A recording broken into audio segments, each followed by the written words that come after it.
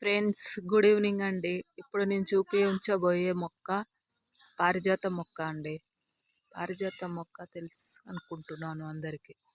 పారిజాతం పుష్పాలు కృష్ణుడికి ఎంతో ఇష్టమైన పుష్పాలు అండి.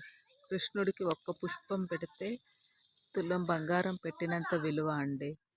దీని గురించి చెప్పాలంటే ఈ పుష్పాలు చేయితో తెంపకూడదు ఫ్రెండ్స్.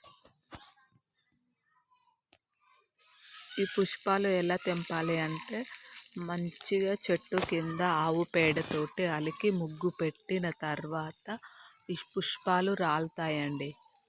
ఆ పేడ మీద అంటే మంచిగా నీట్గా అలుకుతాము కదా ఫ్రెండ్స్. అక్కడ పడిన పుష్పాలను మనము కృష్ణుడికి అందివ్వాలి ఫ్రెండ్స్. మనం చేయితోటి తెంపడం వల్ల మనకు పాపం దాకుద్ది ఫ్రెండ్స్. నాకు తెలిసిన విషయాన్ని చెప్పాను ఫ్రెండ్స్. మళ్ళీ నెక్స్ట్ వీడియోలో కలుసుకుందాం ఫ్రెండ్స్. Bye bye.